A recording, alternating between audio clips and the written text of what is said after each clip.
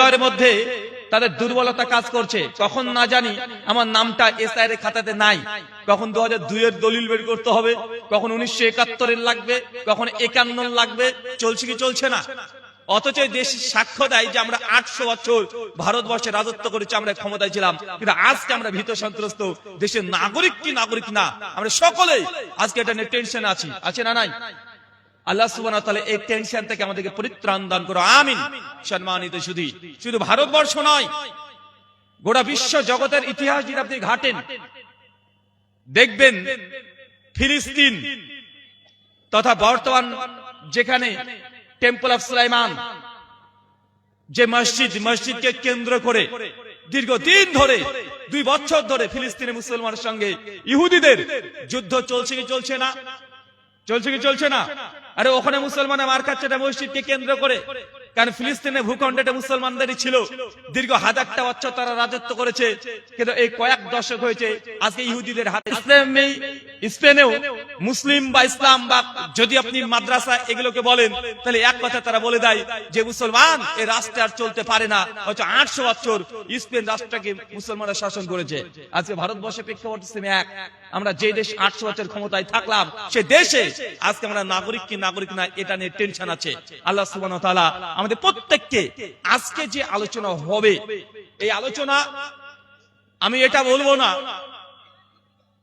কোনটা হালাল কোনটা হারাম, এই আলোচনা আপনারা অনেকেই শুনেছেন।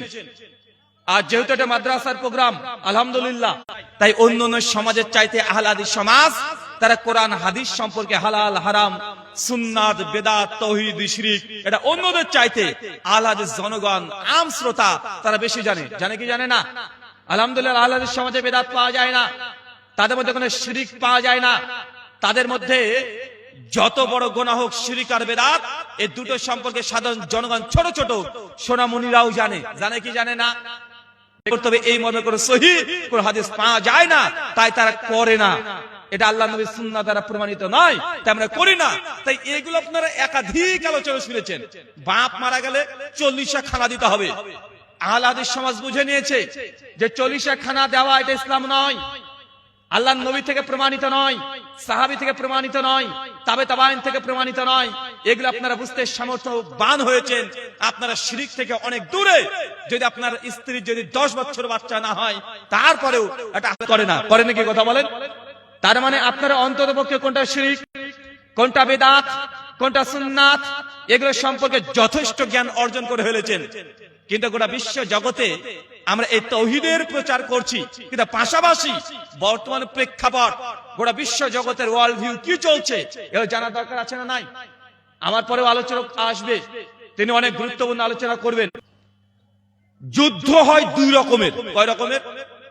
আমার সঙ্গে কথা বলেন, কয় রকমের? 2 রকমের। এক, অস্ত্র দিয়ে যুদ্ধ। 2, ইন্টেলেকচুয়াল ওয়্যার, বুদ্ধিভিত্তিক যুদ্ধ। কথা বুঝতে পারছেন আমার? অস্ত্র দিয়ে যুদ্ধ মানে কিছুদিন আগে দেখবেন ভারতের সঙ্গে পাকিস্তানের যুদ্ধ হলো, অপারেশন সিঁদুর হয়েছে কি হয় নাই? এখন যুদ্ধ যদি অস্ত্র দিয়ে হয়, এই যুদ্ধতে ক্ষতি আর ক্ষতি হয়। কেন হয়? কারণ যুদ্ধ যদি 2 দেশের সঙ্গে হয়, তাতে crore crore million billion trillion টাকা পয়সা লাগে কি লাগে না? গোলা বারুদ কিনতে টাকা পয়সা লাগে কি লাগে না? তো 2 দেশের অর্থনীতির উপরে একটা চাপ পড়ে। যদি সামরিক যুদ্ধ হয়, 2 দেশেরই জনগণের মৃত্যু হয়, 2 দেশের জনগণেরই ক্ষয়ক্ষতি হয়। হয় কি হয় না? এটাকে বলা হয় অস্ত্র দিয়ে লড়াই। আরেকটা লড়াই আছে যেটা ইন্টেলেকচুয়াল ওয়্যার, বুদ্ধিভিত্তিক লড়াই। মানে বুদ্ধি দিয়ে আরেকটা রাষ্ট্রকে দখল করে নেওয়া যায়, বুদ্ধি দিয়ে একটা সমাজকে ধ্বংস করা যায়। যায় কি যায় না? আমি শুধুমাত্র আলোচনার ডাল পাতাগুলো গজিয়ে রাখছি, আস্তে আস্তে এর সমাধানগুলো আপনাকে দেব। আগে ওয়ার্ল্ড ভিউ আপনি বুঝে নেন। যতক্ষণ বুঝতে না পারবেন তত মুসলিম জাতি আপনি এখনো যে ভারতবর্ষের মতো জায়গাতে আজকে আপনাকে বিভিন্ন রকমের অভিযোগ করা হচ্ছে, এর জবাব আমাদেরকে দিতে হবে কি হবে না? আর আমরা উত্তর না দেওয়ার কারণে আজকে গোটা বিশ্ব জগতের একই চিত্র। আল্লাহ সুবহানাহু ওয়া তাআলা আমাদেরকে তুই বুঝার তৌফিক দান করে, আমিন। সম্মানিত শুধু আলোচ্য বিষয় মুসলিম উম্মার অধঃপতনের কারণ। আচ্ছা, আমরা যে দেশে বাস করি এটার নাম ইন্ডিয়া, ভারত, হিন্দুস্তান। তাই নাকি? অনেকগুলো নাম। আচ্ছা, ভারতবর্ষে মুসলমান কতদিন আগে এসেছে কে বলতে পারবেন? কখন এসেছে মুসলমান ভারতবর্ষে? কত? 1500 বছর আগে। আচ্ছা, একটা প্রশ্ন করি, ভারতবর্ষের প্রথম মসজিদের নাম কি?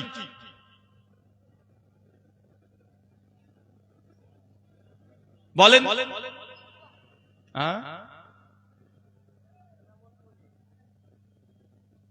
আবার বলেন। কেরালাতে আছে চেরুমান মসজিদ, জামে মসজিদ, আলহামদুলিল্লাহ।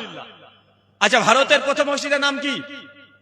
চেরুমান মসজিদ। কোথায় অবস্থান করছে? কেরালায়। আচ্ছা, যারা কেরালায় কাজ করতে যান তারা মসজিদ দেখেন নাই? মালিক বিন দিনারের সময়কার, মানে সাহাবীদের জামানায় অলরেডি ভারতবর্ষের মুখে মতন জায়গাতে ইসলাম চলে এসেছে। মানে এটা ভারতবর্ষের মুসলমানদের জন্য একটা গর্বের বিষয় না যে নবী জীবিত আছে, অথচ ভারতবর্ষে ইসলাম অলরেডি চলে এসেছে। এটা তো শুধু মুসলমানের কথা বললাম। আসলে ভারতের সঙ্গে সৌদি আরবের সম্পর্ক অনেক আগে থেকে, যখন নবীর নবুয়ত পায় নাই তারও আগে মুসলমানরা আরবরা ভারতবর্ষে আসতো। যদিও কিছু পীর আর ফকিররা দাবি করে, আমাদের ঝাড়খণ্ডের একটা বক্তা আছে, বক্তার নাম কি যেন ভুলে গেলাম, ও বারবার বলে যে আহলে হাদিস এরা লামাঝাবি, এরা পীর মানে না। আরে পীর যদি না থাকতো ভারতবর্ষের মুসলমানরা নাকি আজকে লিঙ্গ পুজো করতো। ভাই বলে কি বলে না? কারণ তাদের দাবি যে ভারতবর্ষে ইসলাম এসেছে, তারা এটা প্রচার করছে ন্যারেটিভ যে পীর ফকিরের মাধ্যমে ভারতবর্ষের মতো জায়গাতে কি এসেছে? ইসলাম এসেছে।